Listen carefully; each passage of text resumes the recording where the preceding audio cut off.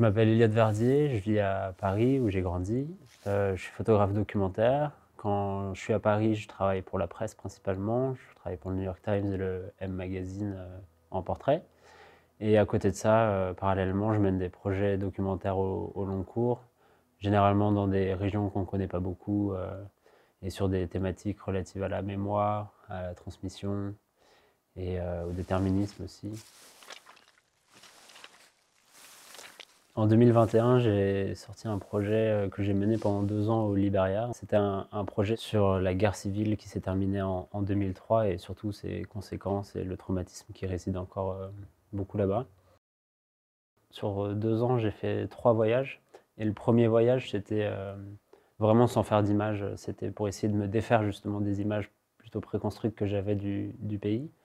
Et c'est lors de ce premier voyage-là qu'on m'a beaucoup parlé de la nuit comme le moment où le traumatisme refait surface et devient presque palpable. Et du coup, j'ai voulu vraiment donner corps à cette nuit traumatique à travers tous les paysages du Liberia, donc qui sont en noir et blanc, qui sont assez denses, assez fantomatiques, et qui plantent le décor des portraits qui sont, eux, en couleur et qui viennent apporter un peu de chaleur et d'humanité. En parallèle de ça, j'ai aussi mené des enregistrements en studio de 14 personnes. Il y avait 7 anciens bourreaux et 7 victimes. Et voilà, qui parlent avec des mots à eux, mais forcément assez crus de leur expérience de la guerre et surtout comment ils la vivent depuis. C'était ça l'intérêt du projet, c'est vraiment cette espèce de résilience qu'il peut y avoir malgré le fait que personne n'ait été jugé, et aucune journée soit dédiée à commémorer et aucun mémorial n'ait été érigé pour l'horrible guerre civile que ça a été. C'est un travail que j'ai mené à la chambre. C'était hyper important pour moi parce que j'ai mis longtemps aussi à trouver ma place, je pense, dans ce projet parce que je vis à Paris, j'ai rien à voir avec cette histoire. Du coup, c'était important de aussi trouver la place que les Libériens et Libériennes prenaient dans les images et dans le projet. Et en l'occurrence, le fait de travailler à la chambre, ça laisse toujours un espace de liberté pour les personnes au niveau de la pose et de leur propre image. Il y a beaucoup plus de contrôle que si on prend des images à la volée avec un appareil peut-être plus classique. Ici, on est à Cadre-en-Seine, à Belleville. C'est ici où je réalise mes tirages avec Vincent Chéron. Là, j'ai travaillé sur une session avec lui sur mes tirages de Tomorrow's Gone. Tomorrow's Gone, c'est le projet que j'ai initié en 2024 et qui est toujours en cours. C'est un projet dans le détroit de Bering, sur une petite île américaine qui est vraiment en plein milieu du détroit, face à une autre île qui est, elle, russe, qui est un peu sa jumelle. Et la particularité, c'est qu'en plus, entre ces deux îles-là, il y a la ligne de changement de date, ce qui fait qu'il y a 21 heures de décalage horaire entre les deux. À la fois, ce projet, il fait suite à mon projet au Liberia, mais c'est aussi une cassure parce que, à la fois dans le traitement visuel, qui sera beaucoup plus diversifié que celui au Liberia qui était uniquement à la chambre. Là, j'utilise plusieurs médiums et plusieurs appareils, etc. Mais aussi dans le rapport peut-être que j'ai aux personnes que je vais photographier, aux lieux, au sujet même qui, pour le coup, est beaucoup plus personnel.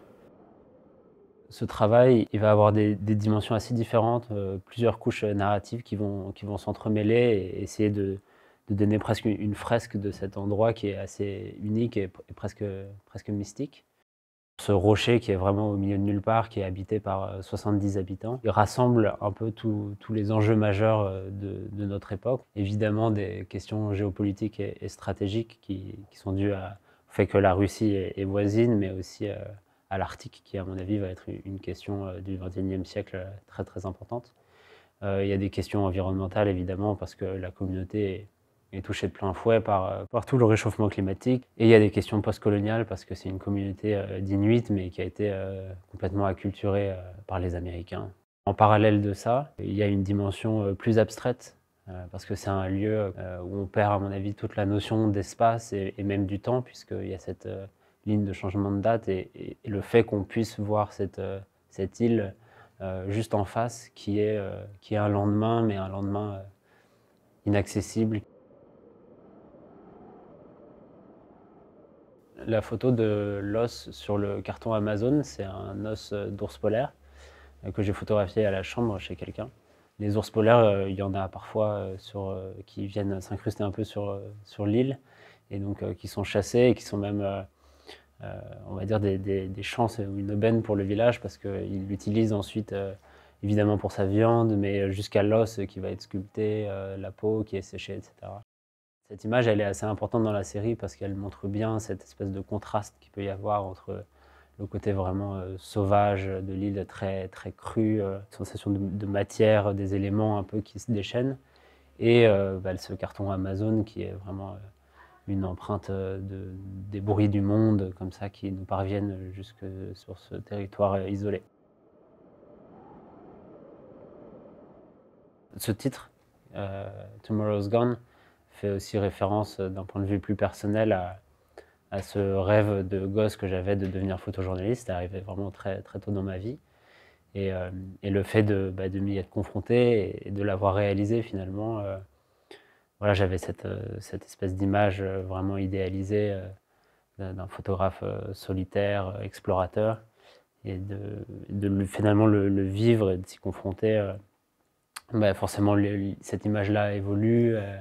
On se rend compte que c'est pas tout à fait ce qu'on avait espéré ou peut-être ce qu'on avait attendu de la vie tout simplement, et c'est pour ça que c'est un espèce de voilà, un imaginaire qui disparaît aussi, je pense, presque un passage à un autre âge, à un âge adulte.